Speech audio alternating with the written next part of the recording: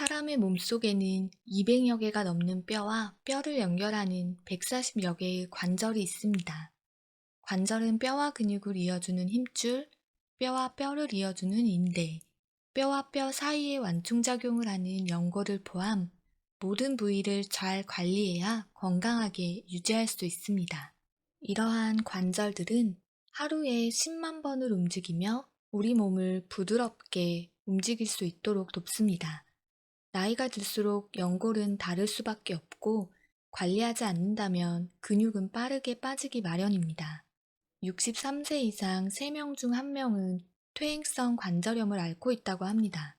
국민건강보험의 통계 자료를 보면 지난해 무릎 관절염으로 병원을 찾은 환자는 306만 명이 넘었습니다. 관절은 하나만 고장나도 전체 관절과 뼈에 큰 영향을 줄 수 있습니다. 통증에 의해 움직임이 적어지면 근육이 빠지기 시작하고 몸의 균형이 무너지면서 전신으로 통증이 번질 수 있죠. 관절을 지켜야 자유로운 움직임이 가능하고 스스로 움직임이 가능해야 끝까지 존엄을 지키며 살 수 있습니다. 오늘은 이렇게 중요한 관절을 건강하게 관리하는 방법과 도움이 되는 음식에 대해 자세히 살펴보겠습니다. 운동과 생활 습관 1. 허벅지 근육을 키워라. 무릎 관절염은 규칙적인 운동이 가장 기본적인 치료 방법입니다. 관절에 무리가 되지 않은 적정한 수준의 운동을 꾸준히 한다면 근력을 강화시키고 유연성을 키워 무릎 관절을 보호하고 더 이상의 손상을 예방하는 데 도움을 받을 수 있습니다. 관절을 지키는 첫 번째 방법은 허벅지 근육을 단단하게 유지하는 것입니다. 허벅지와 종아리는 몸 전체 근육의 70%를 차지한다고 합니다.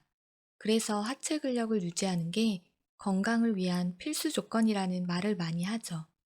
허벅지 근육이 탄탄하면 무릎 관절에 가해지는 충격을 덜고 보호해 주는데요. 허벅지 앞쪽 근육을 대퇴사두근이라고 하는데 무릎 바로 위쪽에 만져지는 근육을 말합니다. 이 근육을 강화하는 것이 무릎 통증을 줄여주는 가장 효과적인 방법입니다.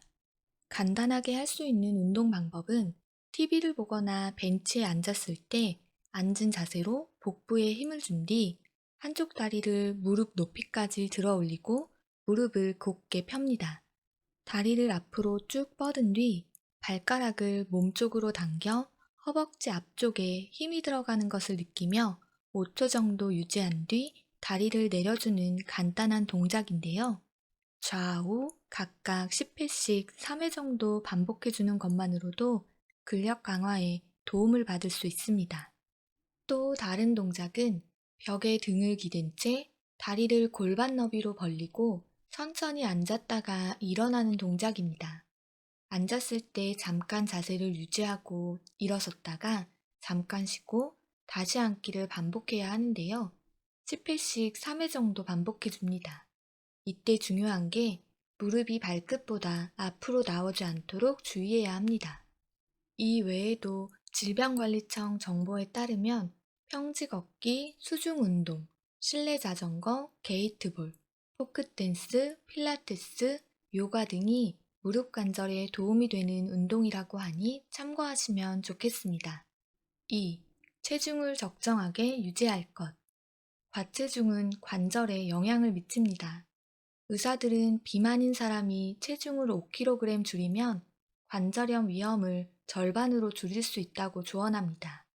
이는 체중이 1kg 늘면 무릎 관절이 느끼는 하중이 5kg으로 크기 때문인데요. 큰 압력을 받으면 그만큼 연골이 빠르게 닳게 됩니다. 무릎 관절 건강에 체중 관리가 무엇보다 중요한 이유입니다. 3. 절대 하지 말아야 할 행동은 이것. 관절이 약한 분들이 절대 하지 말아야 할 행동이 바로 쪼그려 앉기입니다. 쪼그려 앉는 자세는 무릎 연골에 체중의 약 7배 정도의 압력이 가해지는데요. 이러한 자세가 반복되면 관절염에 크게 영향을 주게 됩니다. 또한 쉼없이 계속 무릎을 움직이며 일하는 것도 지양해야 합니다. 또 쭈그려 앉아서 물걸레질을 하거나 청소하는 습관을 버리고 서서 할 수 있는 대걸레를 이용하는 습관을 들이는 것이 좋습니다. 더불어 30분 이상 같은 자세로 앉아 있는 것을 피하고 장시간 운전을 하거나 무릎 주변에 찬바람을 직접 쐬는 것도 주의해야겠습니다. 연골은 한번 손상되면 재생되지 않기 때문에 반드시 주의를 기울여 관리해야 합니다. 건강한 식단 관리. 1. 뼈와 치아 건강의 핵심은 칼슘.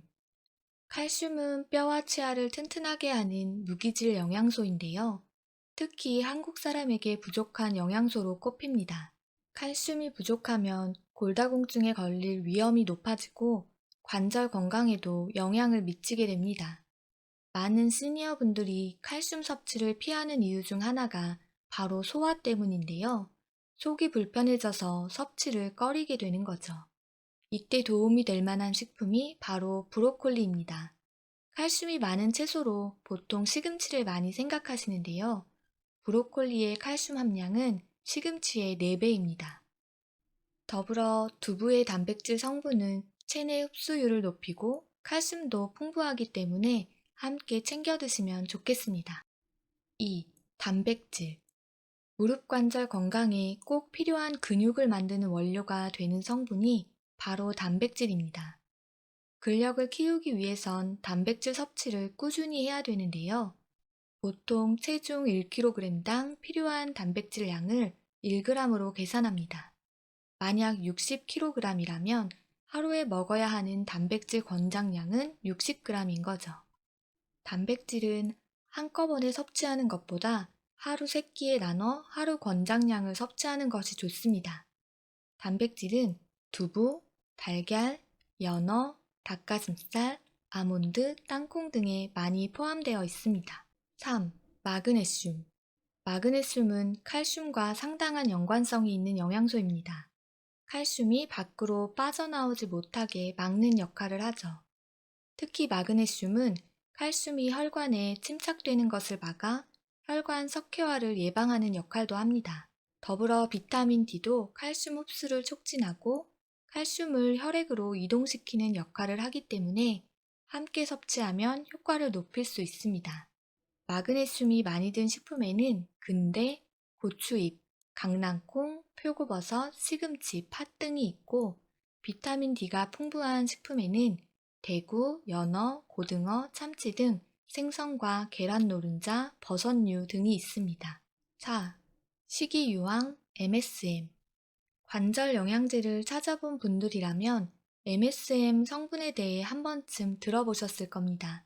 소나무와 같은 자연 상태에서 만들어지는 식이유황인데요. 유황 성분은 관절의 연골 및 인대 조직의 구성에 필요한 콜라겐을 형성합니다. 콜라겐이 풍부하면 연골이 재기능을 하는데 큰 도움이 되죠. 특히 40대 이후부터 콜라겐 생성이 급격히 감소하기 때문에 신경 써서 챙겨 먹는 것이 좋겠습니다. MSM이 많이 든 음식에는 토마토, 부추, 치즈, 우유 등이 있습니다. 특히 부추는 몸을 따뜻하게 하고 혈액순환을 원활하게 돕는데도 탁월한 효과가 있습니다. 요즘은 부족한 성분을 영양제를 통해 섭취하는 분들도 많으신데요. 이때 반드시 기억해야 하는 게 시중에 많은 건강기능식품들이 무릎 관절염을 치료하는 의약품이 아니라는 점입니다. 건강기능식품은 인체의 기능을 활성화하거나 유지해 건강을 개선하고 유지하는 데 목적이 있는 식품이라는 것을 꼭 기억해야겠습니다. 관절 건강을 유지하셔서 활기찬 노년을 보내셨으면 좋겠습니다. 오늘도 영상 시청해주셔서 감사합니다.